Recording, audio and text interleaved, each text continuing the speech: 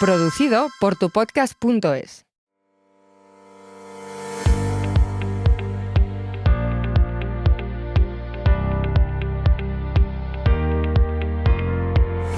¿Qué tal? Bienvenidos, nuevo episodio de Rompiendo el Mercado, ya sabéis, un podcast donde queremos averiguar esa trastienda del mercado y descifrar el mundo de la inversión de forma práctica y transparente. Como siempre os digo, fundamental para poder seguir haciendo este programa, darle al like, dejarnos vuestros comentarios y si todavía no lo habéis hecho, pues también suscribiros que es muy importante, que es gratis y que nos ayudáis a poder seguir haciendo este programa y traer a grandes profesionales como los dos que nos acompañan, jóvenes, pero me apetecía mucho traerles a los dos juntos, han venido por separado al programa y sobre todo una semana que lo decía yo hace poco en redes, vamos, este fin de semana, es una semana en la que dicen que es clave por todo lo que va a pasar. Está la Reserva Federal, está BOJ, la reunión de BOJ también del Banco de Japón, está también las cuentas de Apple, aparte de un montón de resultados empresariales, y el dato de empleo el viernes en Estados Unidos, que marca un poco también la diferencia y el devenir un poco de los mercados. John Economist, Alba Puerro, ¿qué tal a los dos? Muy buenos días. Buenos días, un placer estar aquí también acompañado y gracias por la invitación. Oye, que lo decía ya al principio, ¿cómo lo estáis viendo vosotros? ¿Cómo lo estáis viviendo? ¿Nos la jugamos esta semana, tanto en el aspecto técnico como en esos datos que vamos a conocer? John, ¿tú cómo lo ves? Bueno, más que no la jugamos esta semana junto con la pasada, más por el Banco Central Europeo y esta más por Estados Unidos, sobre todo por la Fed, son semanas bastante importantes, más que porque estamos en principio, en ese periodo del año que deberíamos empezar a ver un suelo y a repuntar por el esperado rally de Navidad y de momento parece que los mercados lo hacen caer. Claro, hay variables como conflictos bélicos abiertos, como ciertas tensiones en materias primas, como ciertas disfunciones en algunos datos económicos que están un poco quizás postergando si realmente se va a producir o no este rally de Navidad. Pero son semanas muy importantes. Tenemos, como cuentas tú, datos de empleo, datos de la Fed, resultados de empresas tan grandes y tan gordas como Apple, que ya por sí sola tiene un peso importante en SP500. Es muy importante esta semana.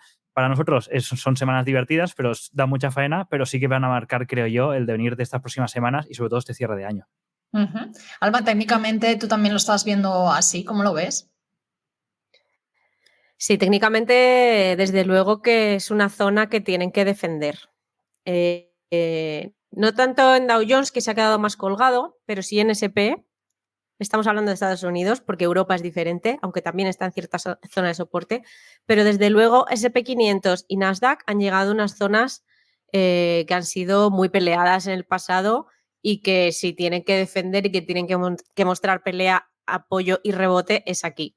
Toda la semana de datos que vamos a tener, pues bueno, pueden ser excusas para de forma puntual levantar el precio y demás, pero no creo que el arranque lo marque lo que vaya a decir Powell, por ejemplo, o las NFPs, sino que, bueno, pues que la acción del precio y que se pelee, lo que se pelee en esta zona sí que puede ser lo que marque para los próximos meses. Ya hablar de rally de Navidad, ya no sé si hablar de rally Navidad o esto va a ser para dar un máximo decreciente y seguir cayendo, que un poco esa es más o menos mi idea, pero ese máximo decreciente puede llegar bastante arriba, porque de las figuras técnicas que yo tengo que son bajistas, en esta zona ya han completado esos objetivos primeros bajistas, que bueno, que ya han sido swing, y tenemos unas estructuras ahora alcistas más pequeñas que es como un respiro del precio, no anulan las bajistas grandes, pero bueno, no quiere decir que no se aprovechen para trabajar, ¿no? Para operar. Entonces, básicamente la pelea va a estar aquí. Esta zona es bastante importante. En el S&P 500 da los 4.110, ahí tiene que mostrar este apoyo, y en Nasdaq. Y bueno, no tiene por qué mostrar un apoyo y un impulso fuerte ya en esta semana. Puede ser en una semana de frenada, otra semana de consolidación y luego otra semana de impulso. Entonces, todos estos datos que vamos a tener en esta semana, lo de los resultados de Apple y demás, pues volatilidad puntual para mi parecer, pero desde luego que sí, que la zona es bastante buena relación riesgo-beneficio para abrir unas posiciones largas. Ahora bien, nada dura para siempre y hasta cuándo, pues eso ya lo van a marcar un poco las estructuras que tenemos ya por encima, que tenemos muchas resistencias. Entonces, ¿no tenéis la sensación de que, o sea, queda más sangre todavía por hacer en el mercado? ¿No hemos visto esa sangre del todo? ¿John? Yo, en mi opinión, creo que sí. Yo creo que Sí. actualmente la economía ya no tiene la fortaleza para resistir más subidas de tipos. Por eso creo que la postura de la Fed, a diferencia, como ha comentado Alba, que hay que separar Estados Unidos de Europa. En estos momentos la Fed yo no creo que tenga esa... tiene margen en parte por algún dato económico, por si se ocurriera hacer alguna subida más de 25 puntos básicos, pero la economía no está suficientemente fuerte como para resistir otra subida. En Europa los datos son desastrosos. En Estados Unidos están aguantando con la cabeza un poco fuera del agua, por encima ligero de la zona contractiva, pero no soportaría más presión si siguen subiendo. Por eso creo que actualmente no sean las condiciones adecuadas para que la economía veamos tramos alcistas consistentes en el mercado. Sí que podemos ver rebotes puntuales, pero no creo un tramo alcista como vimos desde finales de 2022 hasta prácticamente julio, principios de agosto. Es cierto que resultados de empresas no están siendo malos, pero estos resultados no justifican ciertas cotizaciones, sobre todo en algunos múltiplos. Hemos visto algunas empresas que están a 45 veces beneficios o Nasdaq a 35 veces. Ahí es donde veo que aún falta un ajuste. El tema está que actualmente lo que se conoce como tasa libre de riesgo, que es el bono, por ejemplo, a 6 meses, ya está por encima del 5%, y esto está haciendo difícil justificar exposición a renta variable a los precios que estábamos viendo, sobre todo semanas atrás. Esto se conoce como el equity risk premium, que es la diferencia entre la rentabilidad esperada de una inversión en acciones y la que hay la libre de riesgo, que son los bonos de gobierno. Cuando esta valoración importa mucho para ver si es más o menos rentable estar en una parte de la balanza o en otra. Por eso también estamos viendo cómo se está reajustando el mercado, que lo está haciendo hasta ahora, por estos excesos que quizás no tocaban por cómo estaba todo realmente a nivel económico. Es cierto que con estas bajadas del S&P cada vez estamos más a múltiplos atractivos, estábamos a 20, en la actualidad estamos a 17 ya, cuando la media es 16. Por eso el sentimiento del inversor actualmente podríamos estar tocando cerca de zona de suelos posibles a corto plazo, medio plazo, porque estamos viendo ya un sentimiento bajista superior al alcista, pero cuando la rentabilidad es similar a un bono libre de riesgo, es lo que está haciendo que el mercado se ajuste. Cuando se acabe de ajustar, que previsiblemente yo veo nivel máximo límite para no ver más sangre en 3.900, 4.000, es para mí la zona que realmente hará un soporte fuerte de mercado, esa es la zona donde podríamos empezar a ver cierta pivotación de colocación por parte de inversores. Pero ya os digo, con el rendimiento del bono donde está, es lo que está haciendo ahora mismo más daño a corto plazo por el exceso de valoración o el exceso quizás de volatilidad o riesgo que tenía que subir el inversor en una inversión a renta variable respecto a cómo estaba la valoración. Por eso estamos viendo, por una parte, un ajuste que es lo que está provocando los tipos donde están. Por eso, a corto plazo, para no alargarme mucho, sí que veo reajuste y para mí un suelo con cara y ojos es 3.900, 4.000 en SP500. ¿Tú también lo ves así, Alma? Yo lo que veo es que el precio tiene que mandar. Si se pierde el soporte del que estamos hablando, entonces sí que vamos a ver más caídas. Pero el tema que has dicho tú, lo de hemos visto ya toda la sangre, ha habido compañeros como por ejemplo Mark Rives, a quien le puedes invitar a este podcast, que seguro que está encantado de venir a hablar le conozco de hace muchísimos comentaba años. El otro día que no. Sí, claro, has estado en Intereconomía mucho tiempo. Pues él precisamente comentó en la primera bajada esta fuerte que hubo, no ahora, que hemos tenido otro segundo tramo, comentaba que esto no es sangre ni esto es un crash, que él recuerda cuando entraron caídas, que eso era días y días cayendo, eso a fuego, eso era sangre, eso era dolor, la gente se salía, había pánico, que estaban deseando cerrar la pantalla y al día siguiente más, y al día siguiente más, y que no veían el fin. Entonces, no se puede hablar de que hayamos tenido sangre en los mercados, hemos tenido un ajuste que era muy necesario y proporcional ya después de toda la subida y subida, que yo me acuerdo que estaba con John hace meses, cuando la última vez dijo, no la última vez, una de las últimas veces comentó Powell que iba a seguir subiendo tipos y el mercado no le creyó y ahí siguió rompiendo máximos y ahí es cuando dices, bueno, o sea, esto antes o después tiene que venir un equilibrio, una proporción, ¿no? Entonces esto para mí es algo sano, pero no hemos visto sangre y tal y como comentan compañeros que llevan en la industria muchos más años, esto no es sangre lo que estamos viendo aquí. Pueden desatarse caídas brutales. Y lo que me preocupa no es tanto el SP, sino el Nasdaq, porque en el SP si yo tengo un objetivo bajista que ya se ha completado y otro que está pues aquí un poco más cerca, un poco más abajo, que básicamente si perdiese este soporte lo completaría, pero es que es Nasdaq el que preocupa, porque Nasdaq si pierde el soporte este sería muchísimo más abajo, entonces es cuando podría dilatar mucho más todos los soportes, los índices. Entonces, de momento no hemos visto mucha sangre, tampoco pienso que haya acabado la sangre. Pienso que sí se puede poner peor. Ahora, el tema es cuándo. El tema es si salvamos el invierno, si todas las malas noticias y ya las consecuencias de de que Europa está en recesión, que si tenemos un crecimiento del PBI por debajo de 50, hay contracción, no hay crecimiento, o sea, todo eso, a lo mejor de cara a 2024 lo vemos. Y ya el tema pánico, sangre, pues lo definirán los participantes del mercado, si se lían a vender y a tomar beneficios. Entonces veremos esas jornadas de las que habla Mark Rives, de no frenar, de gaps, de huecos de liquidez, o sea, bestia. No lo que hemos visto hasta ahora, que ha sido una caída más o menos ordenada, tanto casi más desordenada para subir que para bajar, pero para bajar ha tenido movimientos fuertes, pero ha sido ordenado. No ha habido crash, no ha habido grandes huecos de liquidez. Ojo si se pierden todos estos soportes y no pueden con ellos y entonces se rechaza. Entonces sí que podríamos ver más caídas, pero sangre de momento no la hemos visto. Fíjate, ahora que hablabas de Powell y que cuando no se lo creían los mercados, lo que estaban diciendo, la semana pasada estuvo aquí Daniel Lacalle y una de las cosas que él me decía era, es que no sé por qué los mercados no se creen lo que dice Powell. Claro, yo le decía, hombre, pues porque al final nos ha dejado un poco de todo lo que ha ido diciendo, como que no se lo ha creído el mercado porque muchas veces no lo ha llegado a hacer. Y él me decía que no, dice, no, lo que han ido diciendo, lo que ha ido haciendo la Reserva Federal, sí lo ha ido haciendo. Exactamente, dice, entonces esa nueva subida que se supone que nos queda, bueno, vosotros, John, que manejas más estos temas, de cara a esta reunión, me imagino que estarás en el consenso de que no va a tocar nada. No sé de cara a diciembre, siguiente reunión, si se atreverá a esa subida que se supone, según siempre ha repetido Powell, nos queda todavía.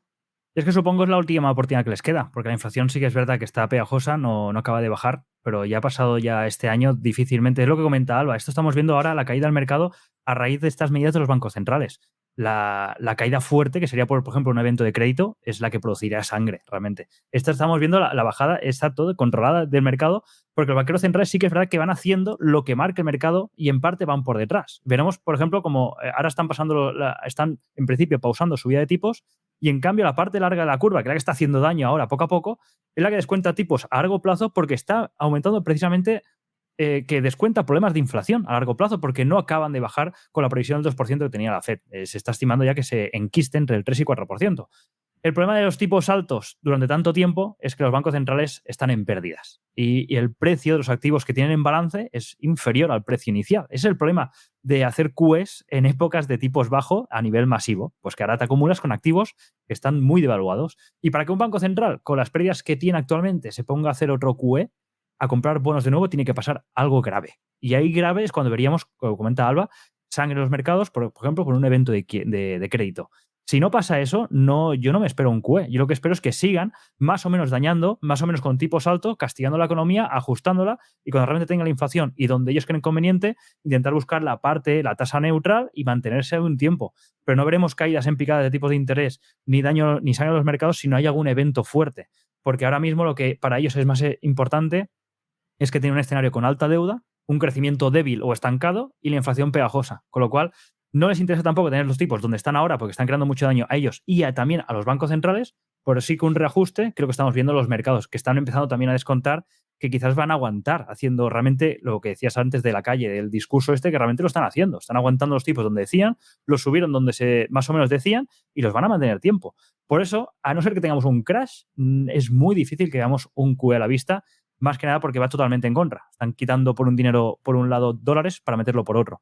De ahí el peligro de pensar que volverán los QE tan rápidamente. Yo sigo pensando esto, ¿se rompe algo o vemos un entorno donde ciertos activos lo hacen mejor que otros, no como todos estos últimos 10 años donde valía todo? Eso es precisamente el mismo discurso que me decía la semana pasada Lacalle, que no venía, ya se estaba hablando en el mercado de poner una fecha al QE de cara al año que viene, pues eso, en segundo trimestre, tercer trimestre, y él me decía eso, dice, yo no veo QE por ningún lado. Está cayendo el mercado, como comentaba, está cayendo, pero está cayendo bien, tampoco está rompiendo, sí, no hay pánico. Lo que os entiendo, ¿no? A los dos es como que era una caída necesaria, o sea, se tenía que reajustar el mercado, ¿no, Alba? Bueno, no más que es que antes o después el mercado se equilibra, pero que lo que ha tenido de zona a zona ha sido pues, es una caída ordenada, el precio, sin huecos de liquidez, sin grandes sustos, sin 5 velas rojas que se han comido la subida en 3 de a lo mejor 4 meses, cosas así. Y el tema de la Fed es que tiene que recuperar la confianza de los participantes de los mercados. Desde hace mucho tiempo la gente no se cree a la Fed. Y el tema es cómo lo va a recuperar. La credibilidad. ¿Cómo va a recuperar la credibilidad la Fed? No sé si haciendo lo que dice John, lo de la QE, o qué. ¿Cómo puede evitar una recesión la Fed? ¿Hasta qué punto puedes mantener la economía inflada? Hombre, desde luego tienen a su favor el tema del dólar, que siguen metiendo dólares y la gente sigue comprando dólares. Que eso es lo disruptivo aquí. Que el tema es que ellos siguen imprimiendo dólares, pero es que la gente sigue comprando esos dólares. Entonces, por eso ese es un punto en el que, bueno, pues en el momento en el que eso deje de pasar, pues ya se verá. Pero eso tampoco es algo bueno, ¿eh? Si empieza a subir mucho el dólar, no es algo bueno tampoco para los mercados. Y yo sí tengo estructuras alcistas también de medio-largo plazo para el dólar index. Y es que todo va ligado. Eso es un poco esto. ¿Que era necesaria esta caída? Pues hombre, sí, y sí, ¿no? Pero vamos, pues ha llegado ya y ya está en las zonas en donde tiene que estar. Y también es un escenario que no estamos valorando, que se quede lateral en esta zona. Sí, y ahí es donde vamos a ver si la gente tiene confianza para comprar o no. Desde luego los fondos de inversión, que son los que tienen la pasta y los que al principio pues tienen que estar comprando y moviendo el mercado, siguen comprando al final las 7 grandes, que eso es algo que dices, no se termina de entender, ¿no? Y al final es lo que sigue sosteniendo esto un poco.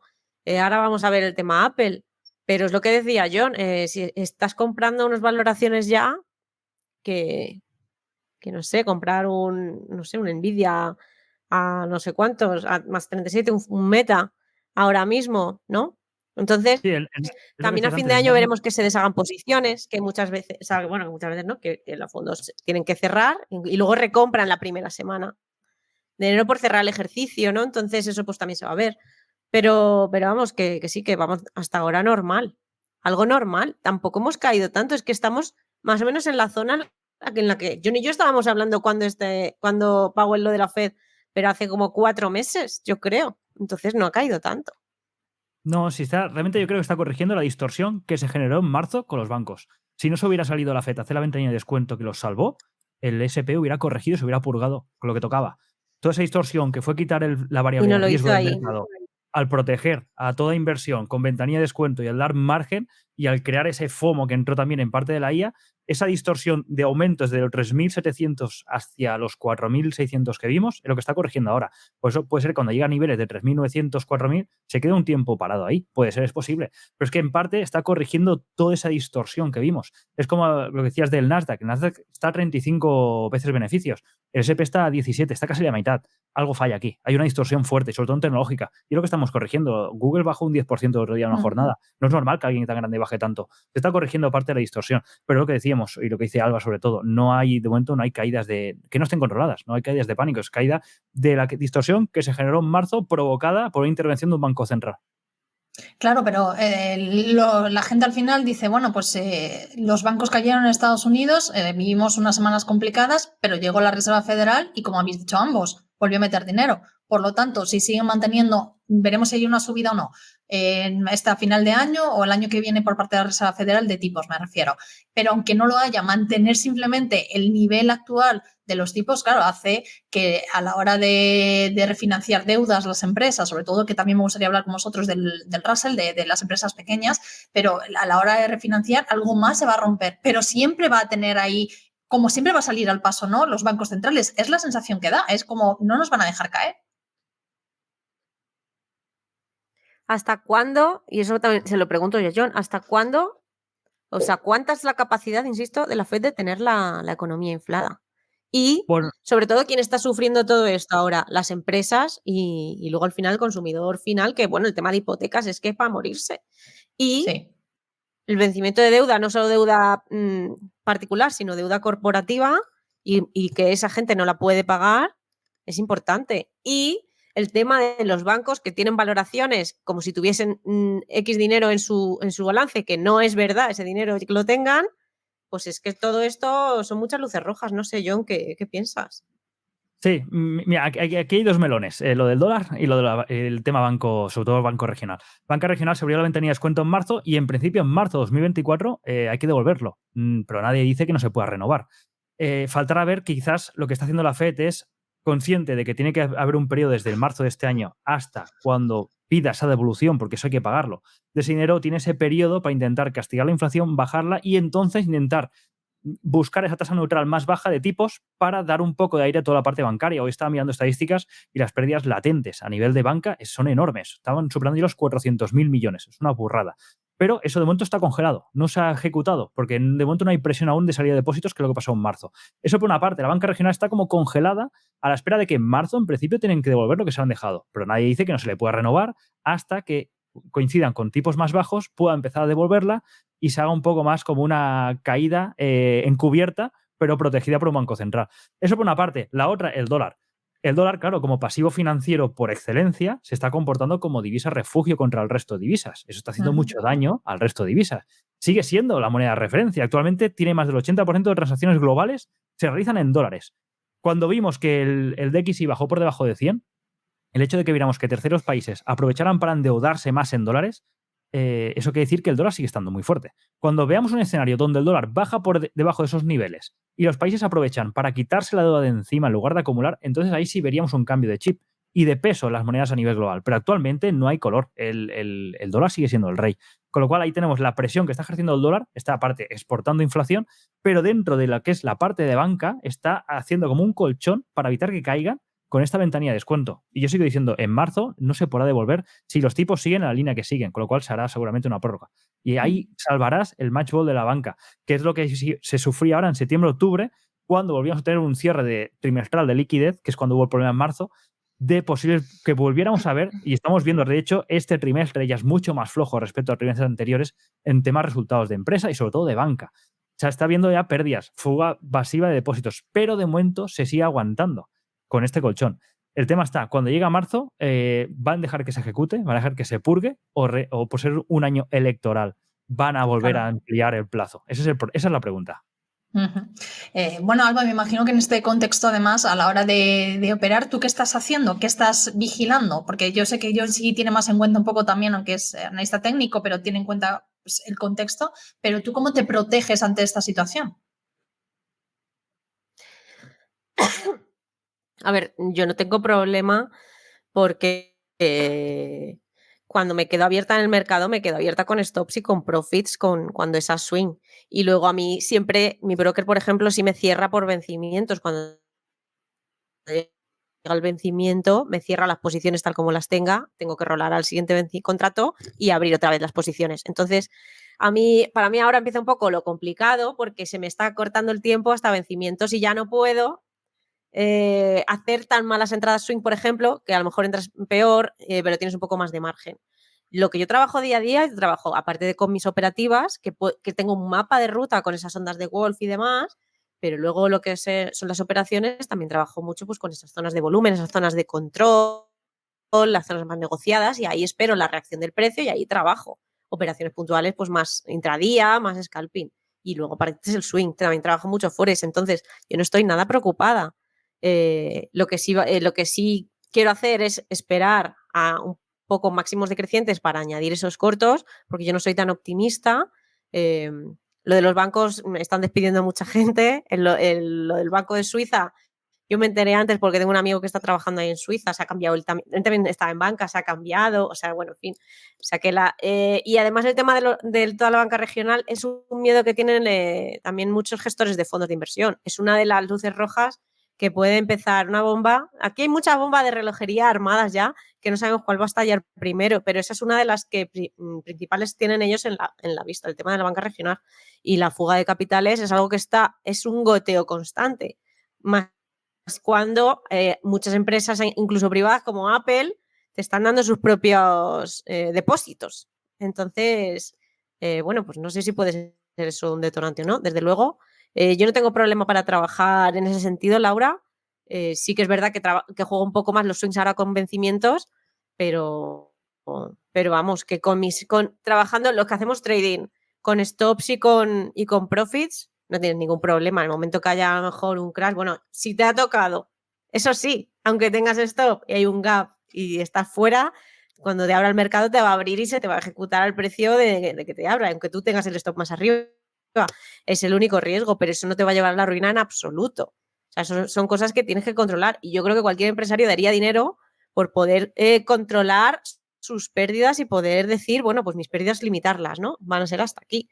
Entonces, eso es lo que yo trabajo, eso es lo importante y no estoy para nada preocupada. Es más, tengo mucha curiosidad porque nunca he visto ese crash del que habla Mark Rives y cómo, pues, cómo lo aguantaría yo en los mercados, cómo luego los brokers, cómo son los spreads, cómo te lo ejecutan luego, porque en esos momentos de tanta volatilidad, a lo mejor tú le das a ejecutar y hay una horquilla brutal que te lo ejecuta otro precio y demás, en esos momentos de caída tan locos, ¿no? Pero vamos, que cero preocupada. Estoy más preocupada casi por el día a día y por la realidad de lo que nos pueda venir, porque aquí en Europa, lo que ha dicho John, eso está claro. O sea, vamos, en lo del dólar sigue fuerte, siguen metiendo dólares, siguen comprando a la gente dólares y el euro va a ir a la paridad con muchísimas papeletas. Entonces, yo misma estoy sacando todo el dinero que puedo y lo tengo en una cuenta en dólares y en un depósito en dólares también.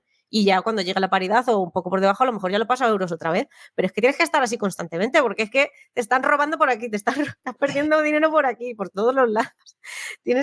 Así es como vive un trader, Laura, todo el día Estresado. defendiéndote y moviendo el dinero y claro, y protegiéndolo porque sin él pues no puedes hacer nada, ¿no? Pero vamos, no tengo miedo, he estado en otras peores. He estado corta precisamente cuando fue el tema este ya que dilató la subida. Ahí tuve que ejecutar swings en pérdidas porque me saltaron ya pues porque llegó al stop. O sea que me he visto en peores y bueno, pues se va peleando y se va remontando. O sea que no. Tengo más miedo, insisto, por lo que pueda pasar en el día a día. Pues gente que pierda sus trabajos, pues lo que está pasando un poco, ¿no? Y bueno, que luego también los gobiernos pues lo llevamos un poco claro, pero no por los mercados. John, tú has llegado a vivir también, Alba nos dice que no, pero tú has llegado a vivir también esos momentos que dice que ha contado Mark de sangre en los mercados o dentro de tu experiencia no lo llegaste a vivir. Yo viví la crisis subprime, sobre todo, la que viví más estando más cargado y sí, lo que comenta Alba, congelaciones de broker, no se ejecutan órdenes, ejecutas y pasa de ti. Ahí aprendí la importancia de las coberturas, de los hedge y demás, porque es que todo y que vayas a veces protegido, lo comenta Alba, te aparece con un gap, te hace un slip te arrastra el SL y lo que para ti era una pérdida, me invento, de un 1% se convierte en un 4 o 5% como mínimo. Entonces, te puede hacer mucho daño. Siempre y cuando son casos muy puntuales. En el día a día no suele pasar esto, pero sí que es verdad que ahora, por ejemplo, pues estamos viendo estos cierres de mercado los viernes, que tiende a cerrar tan rojo, y es porque mucho inversor no se fía de nada de lo que está pasando en los conflictos bélicos. Entonces vemos como cierres de mercado o cierran posiciones o las cubren de cara a lo que pueda pasar mientras los mercados están cerrados. Entonces mucha gente se cubre.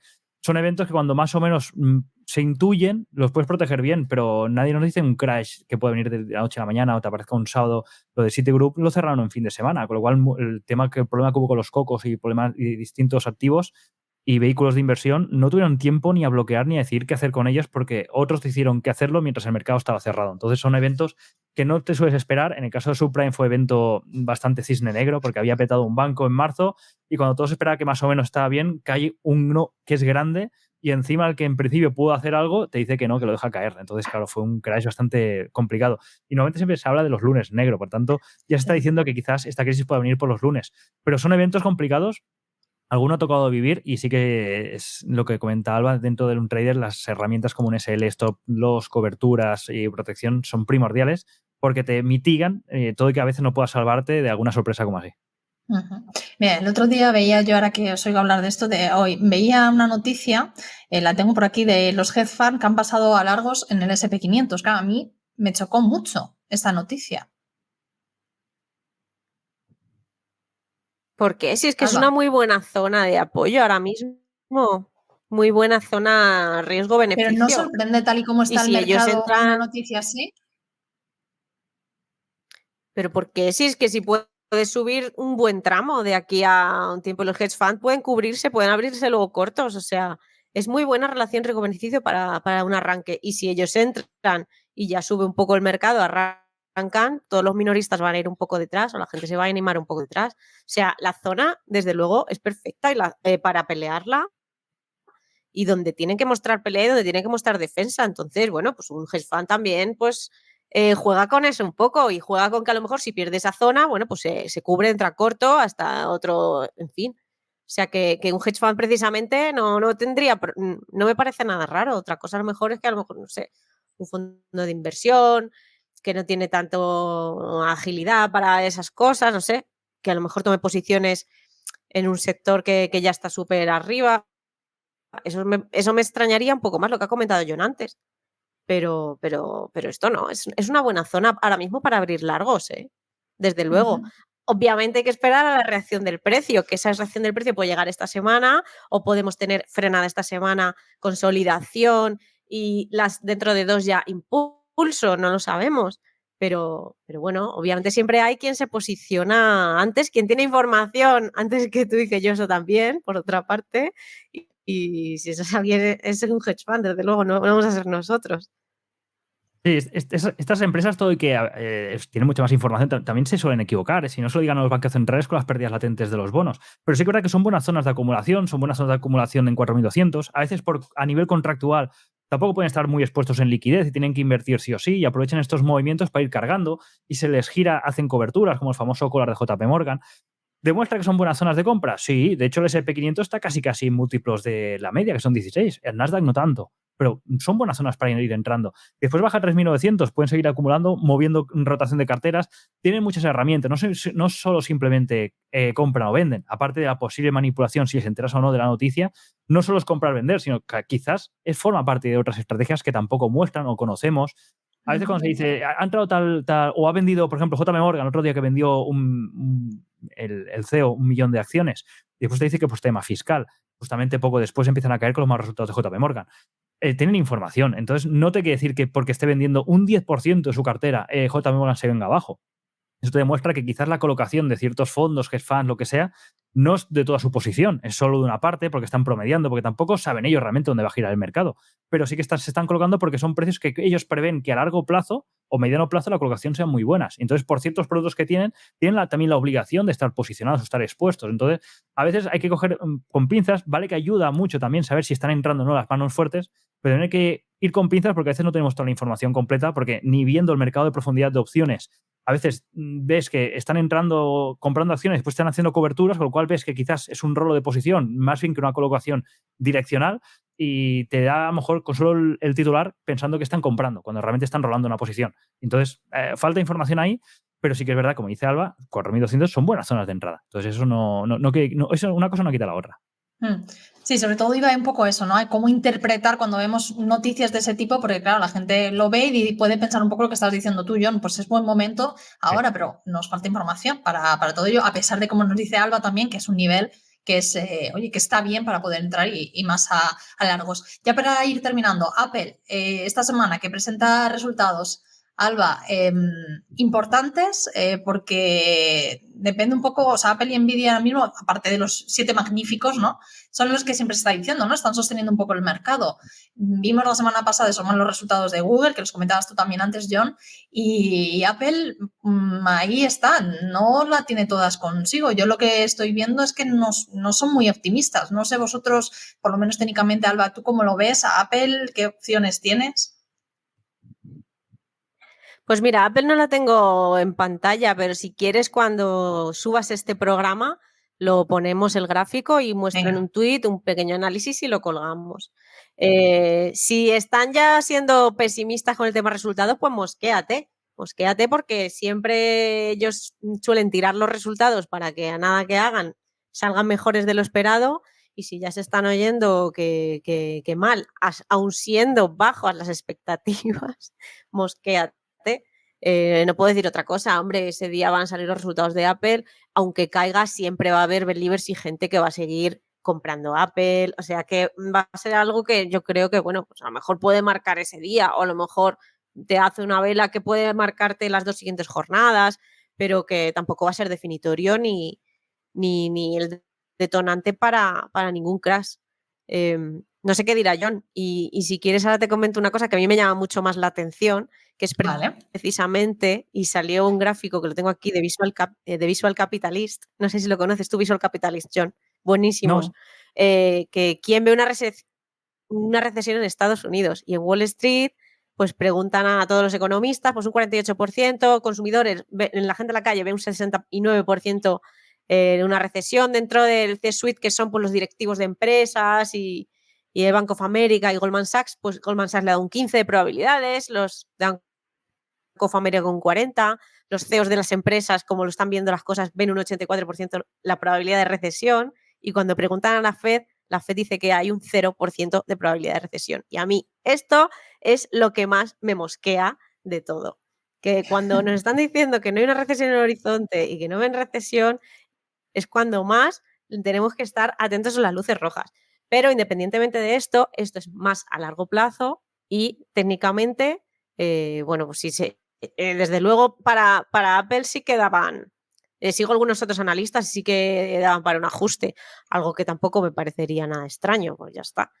Porque el gráfico pues es un poco muy similar al Nasdaq y eso pide a gritos un ajuste, pero vamos, que ese ajuste no va a ser nada dramático ni vamos, pienso yo. No sé. John, ¿qué piensas tú? Mira, en tema Apple, bueno, las FANGs, ¿quién no tiene, en su vida está rodeado de las FANGs? O sea, prácticamente son empresas que convivimos con ellos con todos los productos. Y Apple, como ha dicho Alba, es una empresa muy grande, con lo cual no es que vaya a tener problemas en sí la empresa, sino que sí que es verdad que pueda tener un reajuste bastante importante. En el tema Apple, está muy condicionado por lo que está pasando en China. Ha tenido problemas con ciertas empresas por sanciones que fabrican el iPhone. También ha tenido problemas porque su máximo rival Huawei se ve que con nuevos modelos le está comiendo un poco la tostada y le está ganando en ventas. Con lo cual parece que el iPhone 15, aparte de subida de precio que hicieron respecto como vienen siguiendo los otros modelos, pues parece que ha tenido problemas.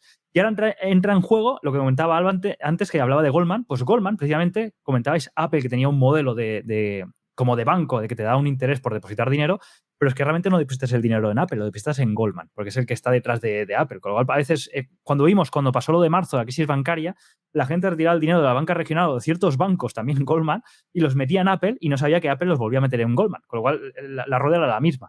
Entonces, el problema es cuando Goldman hace unas semanas anunció que ha sido un poco fiasco su inversión en tarjetas de crédito para productos de Apple, porque no está teniendo el resultado esperado, está teniendo pérdidas.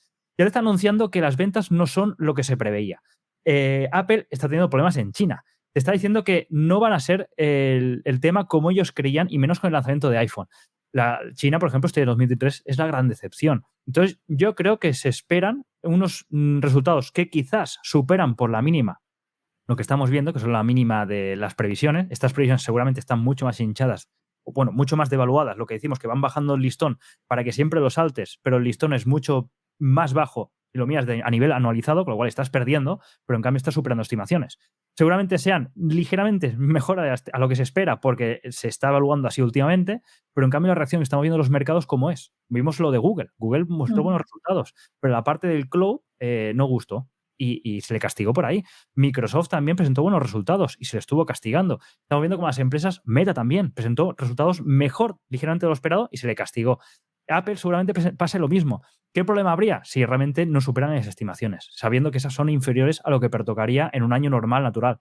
Si eso pasa, entonces el ajuste es grande. ¿Qué problema tiene Apple? Que tiene un peso enorme. Entonces, si hemos visto caídas con estas también grandes dentro de las FANG, si Apple tuviera más resultados y viéramos una caída el jueves, junto a lo mejor con un mensaje duro de la Fed del miércoles, junto con un mensaje, con un dato de empleo el viernes potente, pues podría haber una semana de las peores del año, posiblemente. Pero dentro de una caída quizás también sigue siendo ordenada hacia la zona de 4.000 o 3.900. Si eso sigue el camino, estaríamos dentro de la normalidad. Pero no dejaría de mostrar lo que ya estamos viendo muchos, o ya se veía muchos, de que hay ciertas empresas que valen, que son potentes, tienen un modelo de negocio viable, están a la vanguardia en ciertas tecnologías como inteligencia artificial, pero que quizás están muy hinchadas por el contexto económico que tenemos ahora mismo a nivel global. Vale que Estados Unidos está un poco sacando la cabeza fuera del agua, pero a nivel global no estamos para tener estos múltiplos en ciertas empresas. Con lo cual, un reajuste seguramente en Apple, yo lo doy por hecho de cara al jueves, sin aún tener nada. O sea, ya me mojo. Creo que se va a reajustar por cómo estamos viendo los inputs que van llegando de China, del propio Goldman, que está ahí detrás suyo dándole soporte, las ventas, ellos mismos diciéndolo, avisando ya, Tim Cook, de que quizás las cifras no serían las que esperan, por lo cual ya te está dando muchas pistas. Me sorprendería que fuera lo contrario, pero formaría parte de, seguramente, el miércoles un tono duro, jueves malos datos de Apple, viernes un empleo que no afloja ni para atrás, con lo cual veríamos un reajuste semanal. Y quizás ahí, ya puestos en noviembre, hemos retrasado un poco el posible suelo y podríamos empezar a ver algún brote verde en buenas zonas para acumular y tener una oportunidad de cara a un cierre anual más positivo. ¿Y tenéis alguna bandera, ya para terminar, una bandera roja, sectores o sitios donde ahora mismo decís aquí hay que estar fuera, no hay que estar? Porque también es verdad que oigo mucha gente que dice, bueno, pues mejor estar todavía en liquidez y no se atreven con la renta variable. Hombre, Alba. es que la renta variable, teniendo depósitos que ahora mismo te dan un 4, un 5, o si te buscas la vida más, pues hay que tenerlo muy claro. Y más ante la amenaza o la posibilidad de lo que decimos, lo que ha comentado John, que ahora hay un conflicto aquí en Gaza, que es que eso es aquí al lado ya casi. Y además está metido el tema petróleo por medio, es algo que nos va a afectar a nosotros en la vida diaria y en los mercados. Entonces es normal que la gente tenga miedo. Sinceramente, siempre hay oportunidades. Yo al estar en Rankia escucho a muchos fondos de inversión y siempre hay oportunidades. Hay algunas cosas que a mí me siguen pareciendo bien para meterse, pero bueno, claro, como estamos hablando que es un poco más largo plazo, pues yo ahí, pues yo ya hace tiempo que las acciones las estoy dejando un poco más de lado. Si entro cuando veo alguna oportunidad como fue lo de Meta, coges ahí un porcentaje, pero yo me salgo, yo no aguanto al 50%, a un 80%, a un 100 y pico por ciento, aunque tenía por ahí el objetivo, pero al final acabé liquidando por el camino y saqué un 44, que ya es la leche, pero Sí. es que no, pero no mucho más, ¿no? Entonces, bueno, siempre hay empresitas ahí, siempre hay sectores ahí, pero yo creo que el tema banca, ahí hay más miedo, yo creo, por lo que oigo. No sé tú, John, ¿qué piensas? Sí, yo la línea roja la veo sobre todo por la posible crisis a nivel de crédito, de deuda, sobre todo en banca. Ahí es donde veo realmente las pérdidas latentes están aumentando mucho y es que si la previsión es que no aflojen tipos, yo por ahí veo realmente el cadáver dentro del armario, que nos pete eso o que también pete deuda periférica. Aquí en Europa, en Reino Unido vimos lo que pasó en septiembre. Yo veo la cosa por ahí, que se pueda tensionar tanto que empiecen a tener que desplomar tipos de interés en ciertos países por ese problema. A nivel de inversión, yo creo que este 2023, exceptuando lo que comentaba la parte de la IA, de tecnológicas, que fue realmente una sorpresa cuando empezó a despuntar y de qué manera lo despuntó, y más en marzo cuando se quitó la variable de riesgo, que todo el mundo se fue a las grandes tecnológicas a modo de protección porque no se fían mucho de los bancos, pues yo creo que fue un 2023 un año bastante de materias primas. Vimos como antes de verano se estaba calentando bastante el petróleo, el uranio, el oro hace apenas pocos días, semanas estuvo en buenas zonas de acumulación. Yo creo que ha sido un año bastante de materias primas, que suele ser lo que toca cuando estamos entrando antes de entrar en recesión, cuando salimos de grandes años muy bollantes. Recesivos, indicadores. Antes de saltar, correcto, antes de saltar a periodos recesivos, predecesivos, se suele calentar mucho materias primas y es lo que ha pasado este 2023. Entonces, ¿qué tocaría en 2024 si ha pasado esto en 2023? Pues que fuera un buen año, por ejemplo, para bonos, visto que estamos cerca de posibles cambios de tendencia en nivel de rendimiento. Oro, materias primas, sobre todo oro, sería muy buen año. Y visto la amplitud de las acciones, yo creo que hay empresas pequeñas y de mediana capitalización que están muy destrozadas, tienen modos de trabajo muy buenos y ahí podemos ver grandes oportunidades. Como comentabas tú, Laura, son años de grandes oportunidades, pero yo me alejaría un poco de las grandes porque están aún muy hinchadas. Todo y que sé, es verdad que si pones dinero en esas empresas suele ser bastante a modo quizás refugio, estabilidad, pero están muy hinchadas. Si tú realmente buscas rendimiento, no iría a ese tipo de empresas. Y me iría en 2024, que seguramente vayamos más a un modelo de bonos, de oro, amplitud de acciones, también incluiría ahí Bitcoin, y por ahí estaría la esfera hasta que empiece a cambiar la tendencia y conforme empiezan a desplomarse tipos, ajuste, y ya habrá entonces empezar la oportunidad de buscar otro tema. Pero a tener en cuenta, yo miraría esos sectores. Bueno, pues nos vamos a quedar con ello, que estáis los dos muy liados y no quiero robaros mucho más tiempo. Alba Puerro, John Economista, los dos, muchísimas gracias porque, bueno, me habéis dejado, por lo menos a mí, bastante claro esta semana. Creo que es muy importante, hay que estar ahí, hay que ver muchísimos datos, pero bueno, a ver qué es lo que pasa, a ver qué pasa en noviembre, a ver si llega ese rally de Navidad, la estacionalidad. y ver qué pasa en 2024, pero sí es verdad que hay muchos sectores que empiezan a sonar y cuando empieza a sonar demasiado, agárrate los machos, ¿no? Pues se suele decir y hay que estar pendiente. Así que nada, volveré con vosotros si os parece, pues eso, de cara a 2024, a ver si esos bonos, ese oro y a ver dónde vemos oportunidades de cara al año que viene. Gracias a los dos por estar aquí en Rompiendo el Mercado. Gracias a ti, Laura, y ha sido un placer compartir el escenario aquí con Alba, que siempre es un placer. Muchas gracias, Laura. Encantada siempre.